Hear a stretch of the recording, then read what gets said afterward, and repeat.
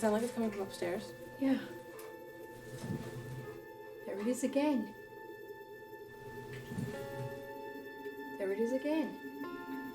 What the hell is that? Did you hear that? Okay.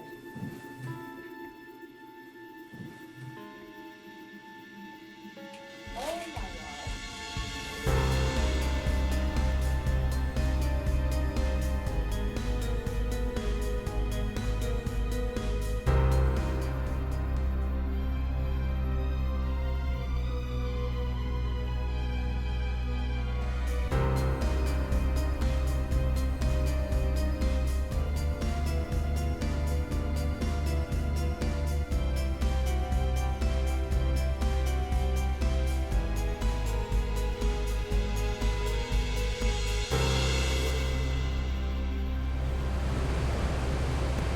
In comparison to Europe and the United States, Canada doesn't have many locations where you can visit a large-scale historic battlefield. One prominent exception is Louisbourg, Nova Scotia, a fortress built by France in 1713 to protect its empire in the New World. It was the site of two major sieges by the British, the first in 1745 and the second in 1758, which marked the final defeat for the French in the maritime colonies. At the end of 6 weeks of battle and a tremendous loss of life, the fortress and town were reduced to rubble. In 1961, the Canadian government began a massive reconstruction effort using the original architectural plans of the town and fort. Many of the Parks Canada employees who've worked in Louisbourg in the years since maintain that the original residents of the town and fort continue to haunt the site, which made it a perfect place for Holly and I to investigate in the fall of 2008. We began with a tour of the site given to us by Troy Allen, a longtime employee of the park. So the town, if the soldiers are up here, separated by class, That's rich right. ghosts over here, not so rich ghosts over here. That's right, This is the town down here. Yeah, and this is everybody else. So you still have some military population down here. All the officers would have their own homes because they're very wealthy and stuff. But other than that, this is your town. I mean, just like any modern town, you got your shops and your warehouses, businesses, small independent businesses, big merchants' businesses. I mean, And some of these homes are haunted, allegedly. well, there's lots of stories about all kinds of homes all over through the town. Yeah. So that was where the governor hung out. That's right, and yeah. The big building, there was a chapel there as well. More the administrative section. That's right. Yeah, the seat of the government for the colony. And this area of town we're in was the town. And this, there's a story about this building and this building over here. I guess it was Mark that we were talking to. Yeah. So as Mark's clearing through the building, he's looking out these windows at the top at the dormers across the street to the one dormer in the Rodrigue property over here. And that's where he saw the face. Yep. Part of the procedure to close the building I was in was to go upstairs, to go through into the next building and chase everyone out basically and come back the same way and make sure that no one had been left behind in the building so it was clean to close it. As I was going through the first time, I looked across the street as I was closing a window and there was a face staring at me from across, and I tried to signal, but there was no response. I proceeded to the next window, and when I looked out that window, the same face was still across the street, staring directly back at the same spot I had just been previously in the preceding window. At the time, I just kind of chalked it up to coincidence more than anything else. And then several years later, as I was on the internet just doing some freelance research, I stumbled across the exact same face that I had seen in that window. And that was really the first time it came back to me and it hit me that perhaps there was some kind of a connection there with something bigger. Mark's eyewitness account was very interesting, particularly given the fact that he discovered the same face several years later while doing historical research. But it was just the first of several weird accounts we heard about Louisbourg. One area that really captured my interest was a concealed tunnel underneath the fortress walls, where Troy reported that a visitor to the fort had been pushed by an unseen force while on a tour.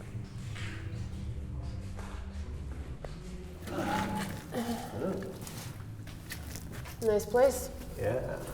So this was a tunnel that the French used to sneak out and attack the British, right?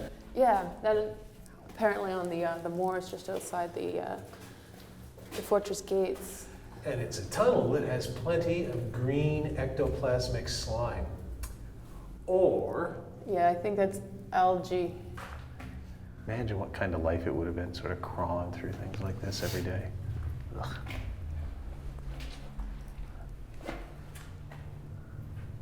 Holly and I continued to investigate the tunnel. We positioned our audio-digital recorders on the ground to see if we could pick up any anomalous sounds. After about half an hour, we took the audio recorders with us and moved to the other end of the tunnel to see if anything would happen there. So what do you think with Louisbourg? Do you think that it's actually haunted with the spirit or the soul of people who have died tragically here? Do you think maybe the landscape's just been imprinted? Well, they've had the history of Louisbourg, at least for the 50 years or whatever that it was active in the first half of the 18th century. Smallpox, 2 major battles between the British and French, other diseases, people who had just died naturally. I mean, it was a brutal, hard place to be. So there's certainly enough dead people here, and many of whom I'm sure probably died in not the greatest of circumstances. So yeah, you know, it's, if you believe in ghosts or hauntings of any sort, this is the kind of place where it would seem natural for them to be, especially you know, the idea maybe of residual energy, which I know some people who investigate battlefield ghosts, for instance, talk about residual hauntings or residual energy, that kind of stuff. So, I mean, if I was a spirit, which maybe I am, depending on what theory you look at, I wonder what I would want to say. I mean, if you were able to actually, for like, not the first time, I mean, we're not the only people who have wandered through here with ADRs, but I wonder what you would want to say. What would you say? I'd say boo. I don't know what I'd say. Who came up with boo? I have no idea. What ghost did that? They've ruined it for everyone. You'd be dead. Like, what would you have to say? Johnny killed me. It was really Johnny, not Frank. Don't execute Frank. After another half an hour in the tunnel where nothing happened, Holly and I headed back to the town in different directions, to one of the houses that was supposedly haunted. I made a point of taking the shortest route so I could get there first, because along with the serious stuff, you always have to make sure to have some fun while engaged in a ghost investigation. Hey. No! Oh, I'm sorry. Did I scare you there? Is that a little spooky? Oh, no. That wasn't scary at all, coming out of a darkened, what was that, garden? It's actually a garden for somebody's house, I think, or something like that. Here in foggy, misty, spooky, Drizzly, dark, drizzly haunted. Louisbourg. One of the houses that's supposedly haunted is this one, yes? Yes, Nespa? they're all haunted, but this one in particular, a lot of the staff won't even go into. They won't go in there. They won't go in there. What's Apparently that? people have seen figures on the stairwells. Not necessarily bad. One woman was actually stopped from falling. Ooh, okay. Someone grabbed her from behind. Well, that's odd. Yeah. Like, it stopped her from falling. Yeah, stopped her from As opposed falling. to pushing her, which is what you usually hear. Yeah, no, nothing like that. Okay. So, but they won't go in there. Some of them won't. Well, you know what that means. You're gonna go in there. Yeah, only if you go in there first. All right. You first. Are you gonna jump out and scare me again? Ooh, I'm not, well, maybe, later. Yeah. Holly and I went inside and set up our 4 infrared cameras in the Douaget home. We positioned 2 of the cameras on the 2nd floor, where people had reported hearing strange noises. The 3rd camera was set up at the top of the stairway which led to the 3rd floor, where the ghostly figure of a man from the 18th century had been reportedly seen.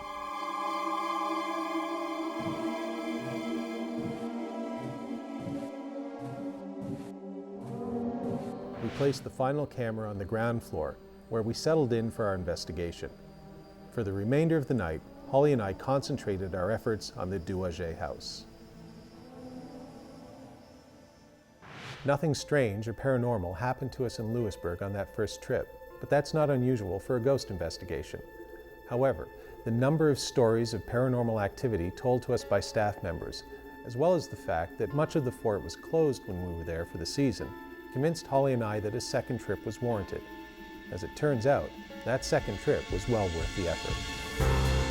When Ghost Cases returns, Holly and I revisit the ghosts of Louisbourg, this time with psychic Kelly Muse. Is it following you? It's coming down there. Do you feel Are that? you serious?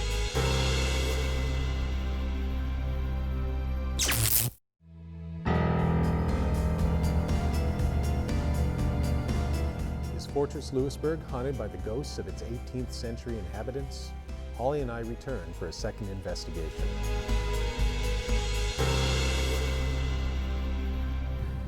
Holly and I made our return to Louisbourg in the summer of 2009, this time with our friend psychic Kelly Muse, who had joined us on previous investigations. Besides being a psychic, however, Kelly was also French-Canadian, and I thought that her heritage might help trigger some sort of reaction if there really were any ghosts at Louisbourg. I can't believe this place. It's beautiful. The energy is just amazing. Well, I'm about to head into the chapel, so After showing Kelly around the town and fort, we headed to the King's Bastion Chapel, which had been destroyed by fire in the early 1970s. Kyle Allen's father was one of the workers engaged in rebuilding the chapel. He had since passed away, but before he died, he recounted an eerie tale to Kyle about a very strange paranormal experience he had while working in the attic of the chapel. My father was working in furnishings at the time, and he was to go into the attic part of the chapel and clean out the rooms which were smoke damaged and damaged by soot. Now, while he was doing this, with the corner of the eye, he caught something moving in the background. He was up there by himself. He turned around and there was a large ball of beeswax, probably about 10-15 pounds worth of beeswax floating through the air. He thought he was just seeing stuff, so he goes downstairs to get some fresh air. He thought the fumes might have been getting to him. While he was down there, one of the managers came along, saw that he was a little bit shaken up, and asked him what happened. They then went upstairs to check, see what exactly happened. They went into the room where the beeswax was previously. They could see where it was sitting on the table because the soot was all around it except for the spot right underneath the beeswax. Then they went into the other room, looked at the beeswax, lifted it up with a stick, not to put any fingerprints on it. Underneath the beeswax there was soot, so it wasn't there previously.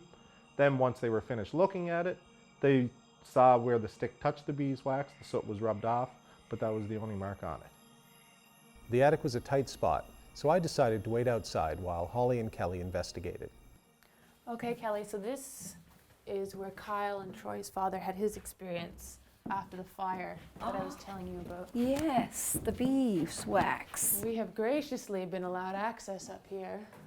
Troy's father had his experience in this area here with the wax after the fire in the chapel. Getting some Major negative energy coming from above.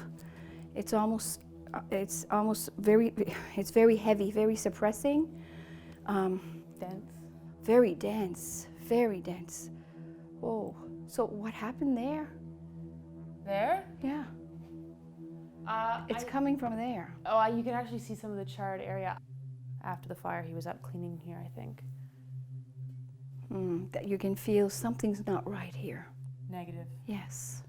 Let me try. Do you think I should try? Oh yeah, sure. When you say negative, is it? Do you get that from the tight of? When negative energy is around, what ends up happening is it's almost like a vacuum. It takes the energy. I feel like almost like oxygen is being taken from me, and it comes from top, not from bottom. So my legs now, I feel like they're very, very cold, but the top here feels very hot. And if you can look, I'm actually sweating. My head's warm. My hands are cold though. Because I'm shivering, my legs are shivering. And you feel that this is coming from over here? Yes, definitely. That's not a very good place to go up. Let's see what we get up here. Now, you see that? And as I'm getting higher, it's getting more. I would not go up there. You want to go up there? No. Is it following you? It's coming down there. Do you feel that? Are you serious? You feel that energy coming? It's very, very much up there. So I would not put my head in there. So when you went up there, you felt like it came down towards yes. you? Did you see how it turned quickly? Yes. Well, let's try it again. Let's test this. Now, I'm not turning it here. Let's see. Now, you saw before, and I'm getting goosebumps again. Ooh. See, look. There it stops. And it's actually, you can feel it colder there. Do you feel like it's pushing you away? Yes. I don't feel comfortable there at all. So you wouldn't go up there? No. There's something there. And I don't think it's positive energy, but I would not go up there. All right. Well, just for fun, I'm gonna try staying in this space. I know Paul does it all the time. I'm gonna give it a go. Oh, I think you can do it, but please, Oh yeah. if you go up there, don't stick your head in there. Why? I just don't get a really good feeling because I can't promise you there's nothing on that other side. So the energy gets pushed out. What is it going to do if you try to push in? So be aware that there's something up there, and I'd rather you not. Not go in. I don't think No. you can go in there. I might look. I won't go in. Okay, with a flashlight, just Yeah. looking, I can see, but don't put your body in there at all. Okay. I would not feel comfortable. promise. Please. I promise. Okay, I good. promise. Okay. When Holly told me that she was going to spend some time alone in the attic, I was both relieved that for once I didn't have to do it, and also intrigued to see if she would have some of the same strange experiences I had had on other investigations. As it turned out, Holly was about to begin her weirdest evening of ghost investigating yet.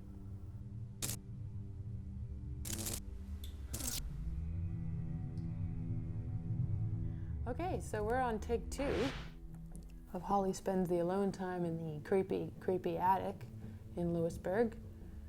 Footsteps of the crew leaving. Essentially, what happened was the camera died without explanation. It's quite lovely. So you know, they've touched it up, put on a new battery. Should have been full, but apparently drained ridiculously fast since they set it up. Obviously, you saw how long it was set up. And now I'm here again, alone.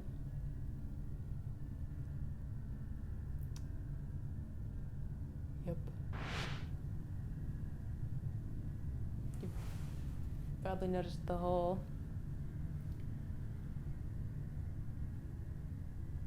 Whew.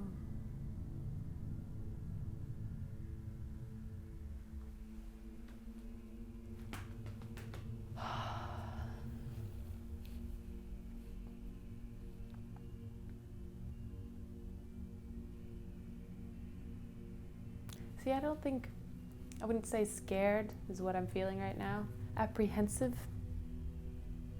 Yeah. Like I'm waiting for something to happen.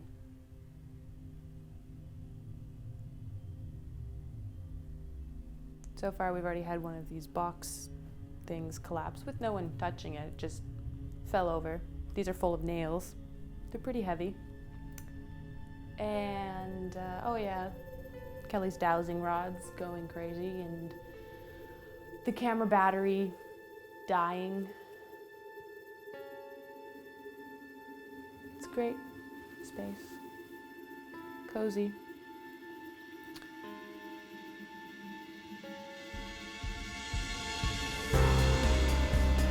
When Ghost Cases returns, Holly and Kelly continue their investigation of the most haunted locations in Fortress Louisbourg.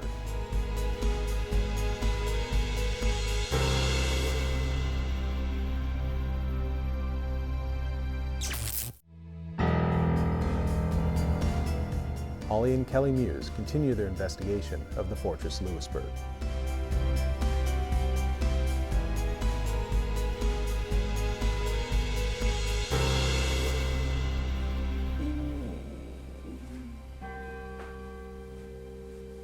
Isn't that fun?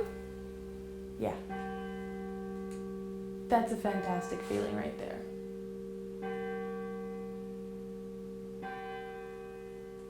That couldn't have been timed better.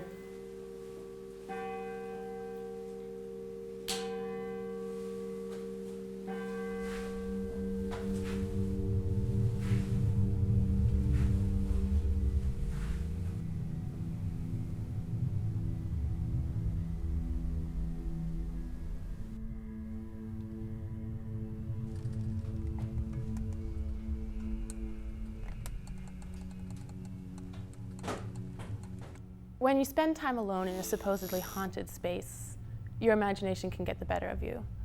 Every little sound, every shadow on the wall, it all contributes to a growing sense of unease, which turns to discomfort and then finally fear.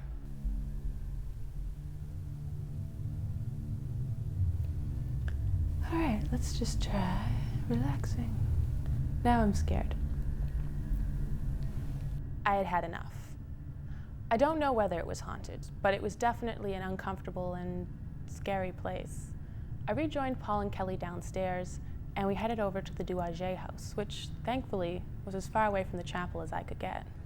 When we got to the Douaget house, we set up our infrared cameras in the same locations we had used in our previous investigation.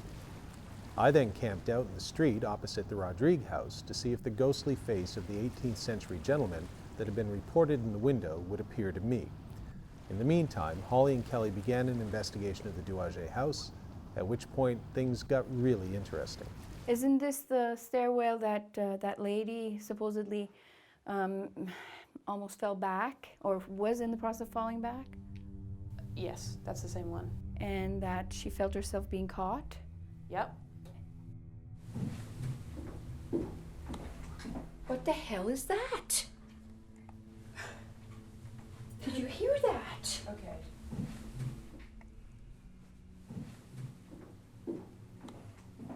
Oh my God. That's incredibly strange. I mean, I know old buildings make noises. I've lived in No. one my entire life, but that's... That's not a typical old noise.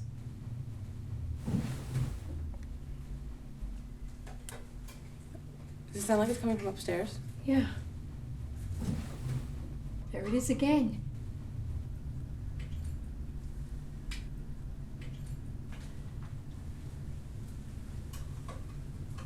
Do you see anything?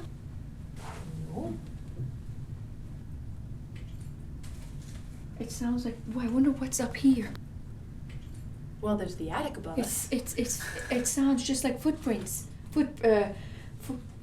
Steps. Steps. It's all good. It is. It's all good. I got shivers. Somebody's walking upstairs. Well, it's what it sounds like, and we're getting reports of people having that kind of noise anomaly, if you want to call it, because there's no one upstairs, and most of the time they keep that door locked. It's unlocked right now because we're monitoring with the DVR. Yes. So, And there's no one there. all right. So let's go have some more fun, and Want to go upstairs? that seems like the next logical thing to do. Let's go see. Okay. Kelly and I conducted a thorough search upstairs, and then we went outside and checked around the building. Wind-related noises were present, but we could account for them. Our digital video cameras confirmed that there was no one upstairs, and we couldn't find anything else that could explain the sounds that we encountered in the Douaget house. There is no question that the second trip to Louisbourg was one of the strangest ghost investigations I've ever been on. Things definitely happened that I still cannot explain, and which continue to haunt me, no pun intended, months later. While Holly and Kelly were investigating the Douaget house, I was freezing in the wind and intermittent rain across from the Rodrigue property. I didn't see the 18th century gentleman that had been reported in the window there, but that's how it goes with ghost investigations sometimes. Besides, I didn't really care once I heard what had been happening to Holly and Kelly. Their experiences, for which we could not find a rational explanation, seemed to confirm the stories of paranormal activity that have been told to us about Louisbourg. This has forced me to consider the very real possibility that some of the original French inhabitants of the fortress have taken residence in the reconstructed National Historic Site almost 2 centuries later, perhaps as a chilling, otherworldly reminder of lives lived and lost in a violent, brutal period in Canadian history.